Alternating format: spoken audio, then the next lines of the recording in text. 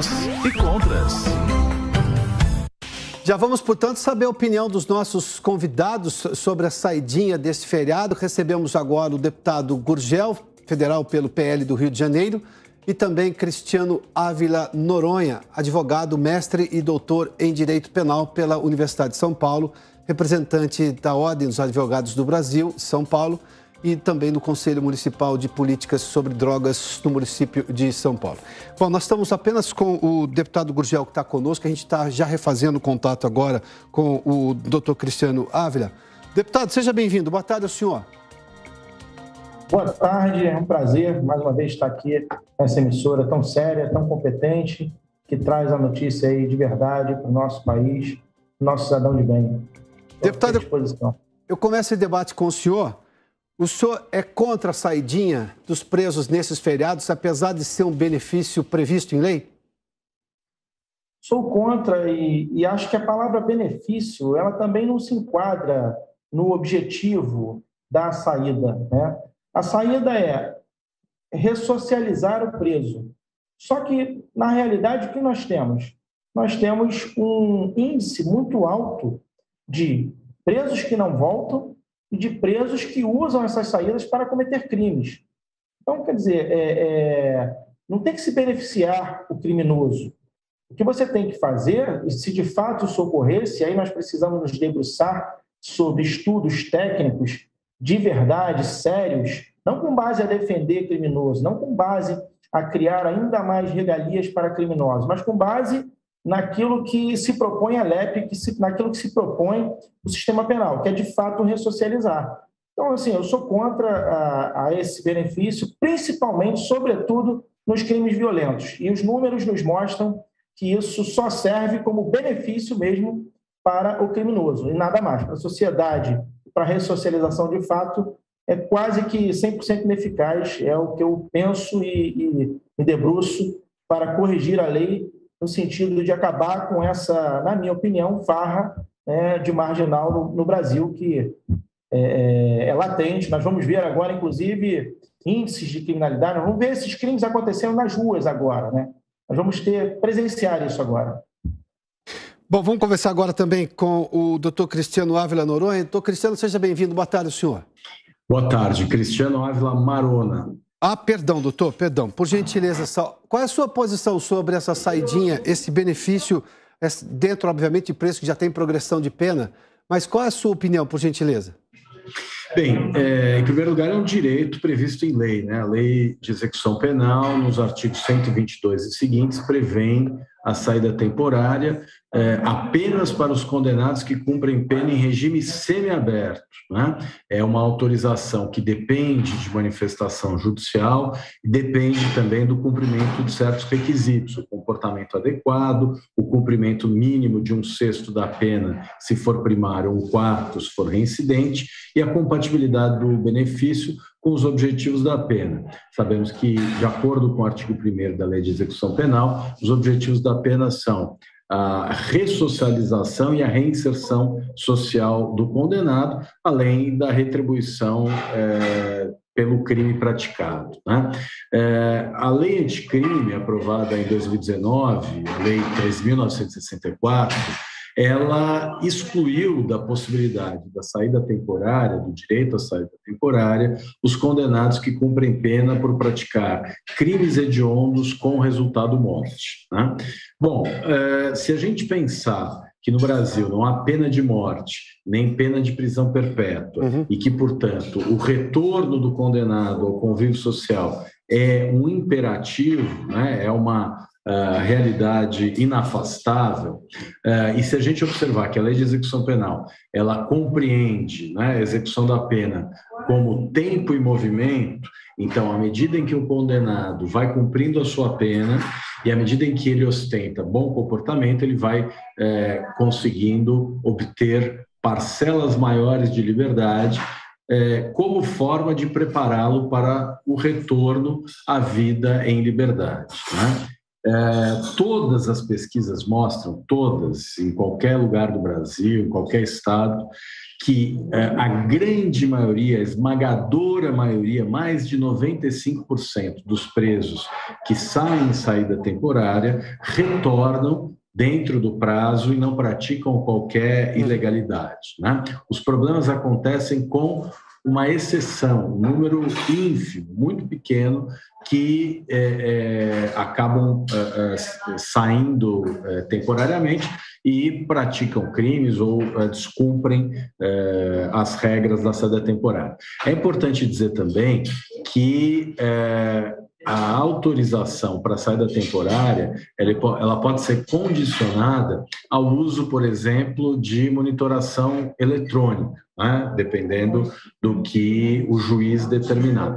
Então, me parece que combater a saída temporária, né? Levantar essa bandeira de querer acabar com a saída temporária, é mais uma medida ineficaz, inócua, que tem por objetivo simplesmente suprimir direitos. Nós já temos no Brasil um sistema penitenciário que é considerado um estado de coisas inconstitucional. Para cada vaga há 1,6 pessoas, né? Então é um lugar onde a tortura é a regra, onde as pessoas são comprimidas no espaço mínimo, não tem condição nem mesmo de realizar suas necessidades básicas, a comida é de péssima qualidade, quando não azeda e estragada. Doutor, a gente já volta a falar sobre esse aspecto, até para a gente só se restringir primeiramente ao primeiro assunto, mas vamos falar desse tema também, porque isso é extremamente importante. Deputado Gurgel, diante das alegações do doutor Cristiano Ávila, qual é a sua opinião? Porque se há apenas um percentual mínimo, segundo os números que ele nos trouxe, 5%, que cometem alguma irregularidade durante esse benefício ou não retornam à prisão. O senhor mantém sua posição de ser contrário a este benefício da saidinha de feriado? Com toda certeza. Nós temos números, por exemplo, do último saidão aqui no Rio de Janeiro, 42% não retornaram. Então, eu gostaria que o debatedor mostrasse fonte para nós, né? Porque a fonte que eu tenho é diferente da dele. Então, respeito a posição, não estou aqui querendo criar nenhum tipo de polêmica. É importante ter os dados verdadeiros para que a gente possa discutir de forma real aquilo que está acontecendo. Na minha opinião, eu continuo contrário à saída.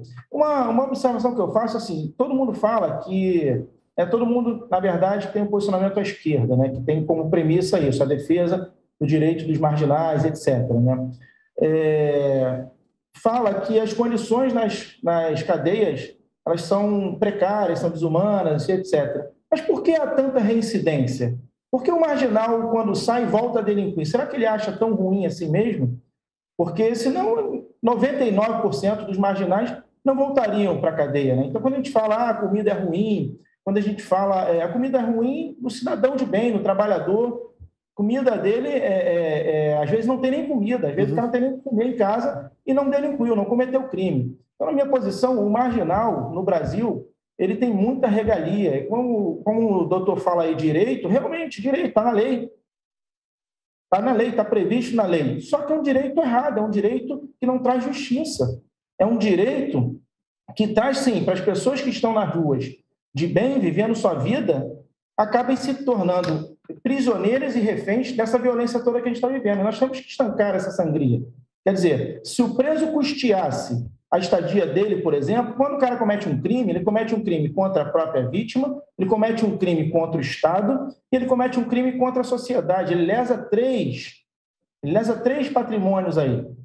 E o Estado ainda é obrigado a arcar com todas as despesas da manutenção da sua vida, da tua saúde, da sua alimentação. Então, quer dizer, o que é errado nesse caso é o preso não ressarcir ao Estado. É o preso querer ter a saidinha e o Estado tem que pagar uma tornozeleira eletrônica. Isso deveria ser custeado por ele. E volta a dizer, não tem dinheiro para pagar, trabalha. Tanta obra pública aí precisando ser feita, tanta coisa precisando ser feita no nosso país, tanta gente precisando de ajuda, tantas coisas precisando ser construídas.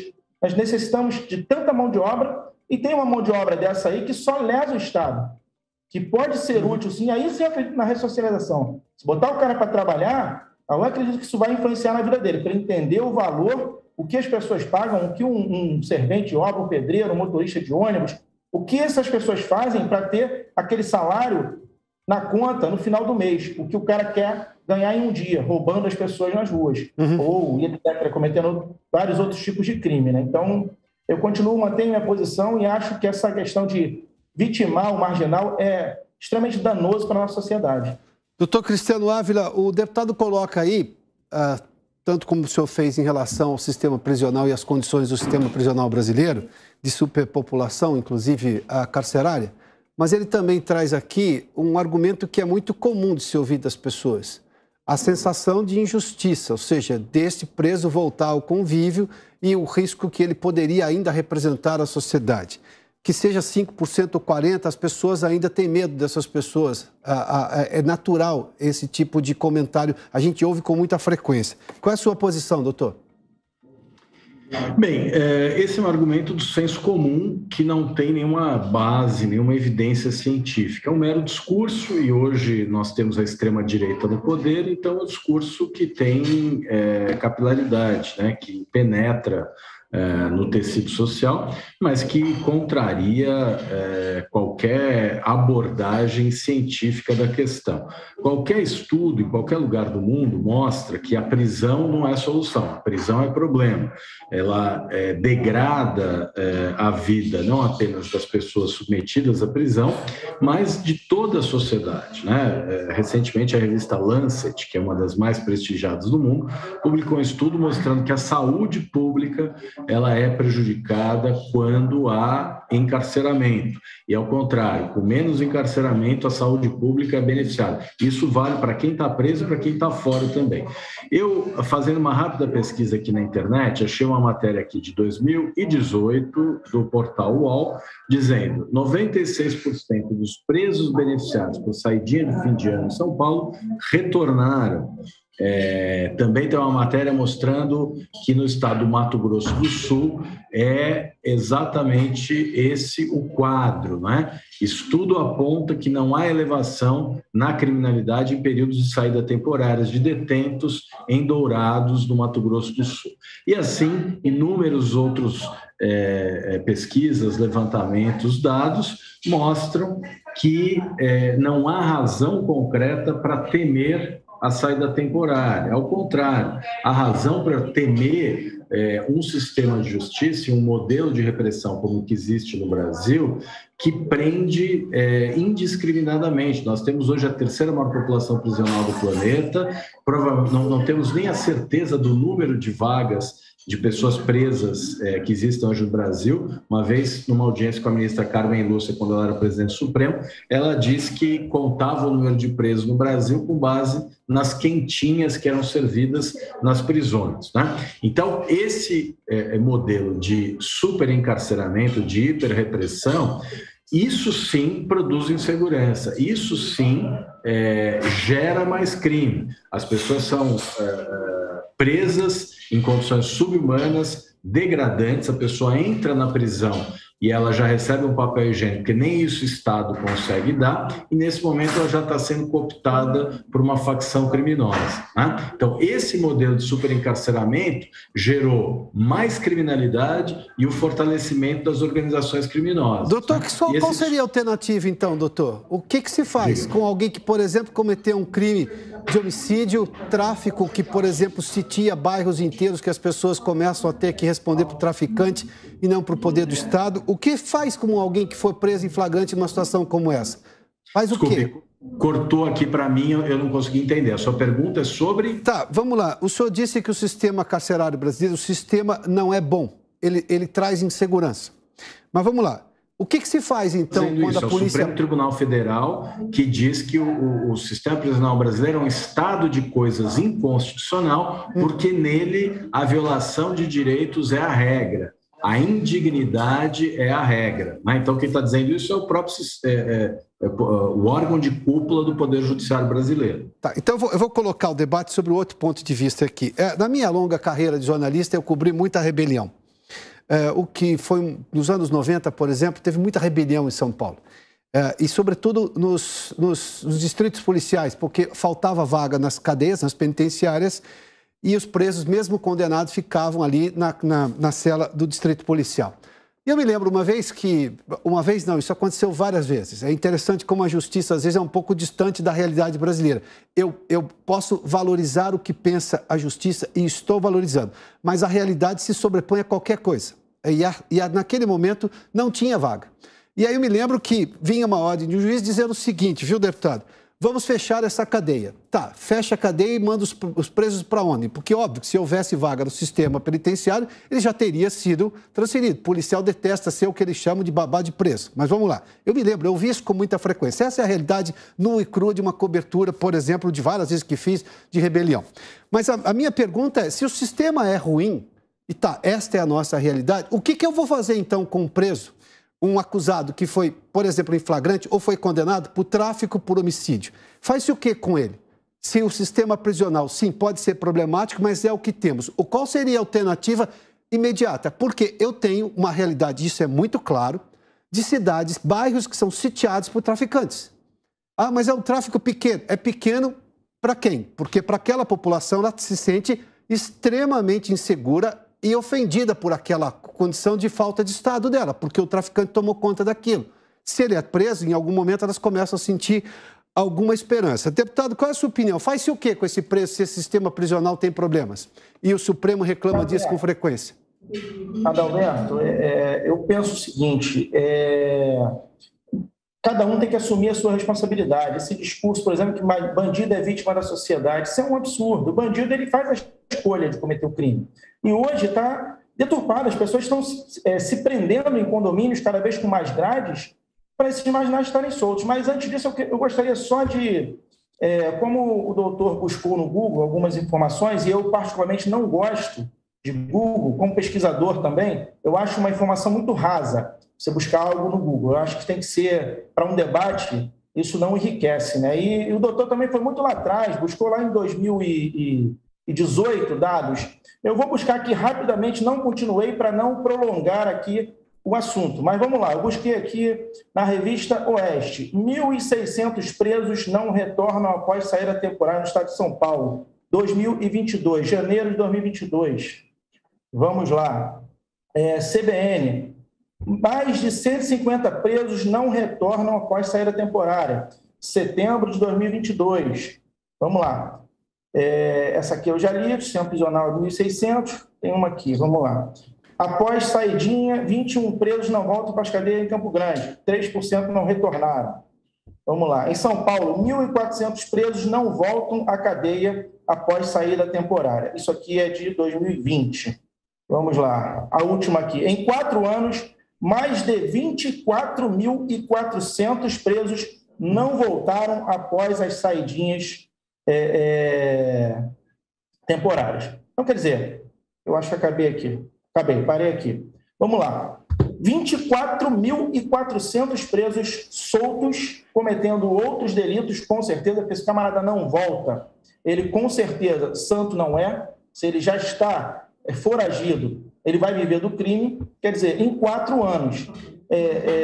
Não podemos tolerar isso, não é possível tolerar isso. Eu coloco uma lei, a minha lei, meu projeto de lei, ele endurece as condições, inclusive prevendo que o camarada tem que cumprir a pena do início se ele usar a saidinha para não voltar mais para a cadeia ou para delinquir. Ou seja, se ele comete outro crime durante a saidinha ou se ele não volta, ele tem que cumprir a pena desde o início, toda ela de novo. Então, quer dizer, tem que criar esse mecanismo, eu mudo para 1/4 em vez de 1/6, eu mudo de metade em caso de reincidência. O reincidente, então, cara, ele já está mais do que provado que ele não ressocializa. Então, não há que se perder tempo. E, infelizmente, as cadeias estão superlotadas, o camarada tem 2 escolhas, ou ele não comete o crime, ou ele não vai delinquir, ou o Estado tem que usar essa mão de obra, tem que cobrar dele. Você não paga tributo, você não comete crime nenhum, você trabalha, você, cidadão de bem, você presta todos os serviços à sociedade para o convívio em sociedade. E você não paga imposto?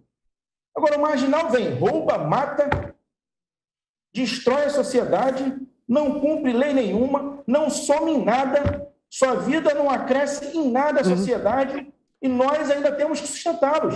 Pois não, deputado. E a sociedade tem que sustentar esse marginal. Então, nós temos que acabar com essa vida mansa. O cara que quer se ressocializar, dá os meios para ele, trabalha, paga a sua dívida. Onde você já viu, por exemplo, o cara que rouba e acaba com o patrimônio de um trabalhador, que rouba um celular, ele é condenado, e ele é condenado a pagar a pessoa que ele roubou, que às vezes é um trabalhador que comprou aquilo ali juntando há 2, 3 anos. Deputado, vamos ouvir a opinião, então, do doutor Cristiano Ávila. Doutor, por gentileza, o que se faz quando, por exemplo, se o sistema é problemático hoje, e é possível reconhecer sobre vários aspectos, mas, enfim, se a polícia prender amanhã alguém, ou houver uma condenação, seja por flagrante, no caso da polícia da prisão, ou uma condenação da justiça de alguém que cometeu um homicídio ou é um traficante de drogas. Para onde se leva essa pessoa? Faz-se o quê se o sistema atual é problemático? Porque esta é a realidade, é o que nós temos para colocar pessoas que delinquiram, que foram condenadas pela justiça. Pois é, eu acho que a pergunta que a gente tem que fazer é outra. Por que tem tanta gente dentro da prisão? E quem são as pessoas dentro da prisão que estão presas hoje? Tem gente que furta um prato de comida, furta um shampoo, um sabonete, um saco de arroz e permanece presa durante muito tempo. Então, nós temos isso que o Brasil voltou ao mapa da fome, né? Então, o Brasil tinha saído do mapa da fome, voltou, e agora o sistema de justiça encarcera os miseráveis, os pobres, colocando eles na cadeia por furtos famélicos. Isso é muito comum, né? O que eu quero dizer com isso? Hoje, dentro das prisões, tem muita gente que não devia estar lá. Por quê? Porque prende-se demais, prende-se muito, graças ao discurso que o deputado veicula, né? Aliás, quando ele fala de vida mansa, eu me recordo do colega dele, o deputado Daniel Silveira, que se recusou a colocar a tornozeleira eletrônica, fez lá um papelão ridículo, tentando dormir no Congresso, etc. Então, o que nós temos que fazer? Nós temos que tirar as pessoas que não deveriam estar presas de dentro da prisão. Qual outra opção que nós temos? A regra do numerus clausus, respeitar o limite máximo de cada prisão. Então, numa determinada prisão, o limite é 800 pessoas, muito bem. Quando tiver o 801, vai ter que sair alguém antes para entrar esse outro preso, né? A minha visão é essa. A única maneira de nós resolvermos essa questão é exigir o respeito ao limite máximo dos presídios para que não haja superlotação, né? A prisão, ela deve ser usada de acordo com a Constituição, apenas nos casos de estrita necessidade, tanto a prisão cautelar quanto a prisão pena. Hoje no Brasil, infelizmente, há uma farra tanto da prisão cautelar quanto da prisão pena aplicada abusivamente, aplicada fora dos parâmetros, né? Então, de acordo com a Constituição, nós temos que aplicar o direito penal mínimo, né? É isso que está dito na Constituição. Eu sei que hoje a gente vive sob o bolsonarismo, que é destruir a Constituição, que é destruir a democracia, mas enquanto houver Constituição, a gente tem que defendê-la. Bom, rapidamente agora, para a gente encerrar o debate, uma última fala de, no máximo, 1 minuto de cada um dos senhores. Deputado Gurgel, qual é a sua última mensagem para defender ou tornar ainda mais dura a possibilidade de permitir a saidinha de feriado? Primeiro que não existe, né? O doutor falou aí que pessoas são presas por furtar comida. Furto famélico, princípio da bagatela. Já existem diversos dispositivos que essas pessoas, se for só isso, não cumprem pena. Então, se ele quiser colocar o número para a gente aí de quantas dessas pessoas são, ele fica à vontade, porque eu discordo completamente dele. São presos violentos. E aqui, ó, matéria do jornal O Globo. 4 em cada 5 presos da maior facção do Rio de Janeiro não voltam à cadeia após o saidão. Ou seja, o saidão hoje é, na verdade, um momento em que o preso aproveita para se capitalizar, comete diversos delitos, volta para a cadeia ou para ele fugir. Ele não volta. Tem que acabar sim, e mais, o preso tem que pagar pela sua estadia, tem que ressarcir a sociedade, ressarcir a vítima. Ele tem que custear tudo isso. À medida que a gente fizer isso, eu tenho certeza que vai melhorar o número de presos. O que a gente tem que combater é o número de criminosos que são beneficiados pelo sistema que a gente tem hoje. Pois não, deputado. Quer dizer, reincidência, essas coisas todinha, é culpa da lei branda que nós temos. Se apertar a lei, a gente vai ver aí que não acontece isso. Obrigado, então, não deputado. É soltar ou não prender, né? Doutor Cristiano, 1 minuto para o senhor defender a sua tese mais uma vez.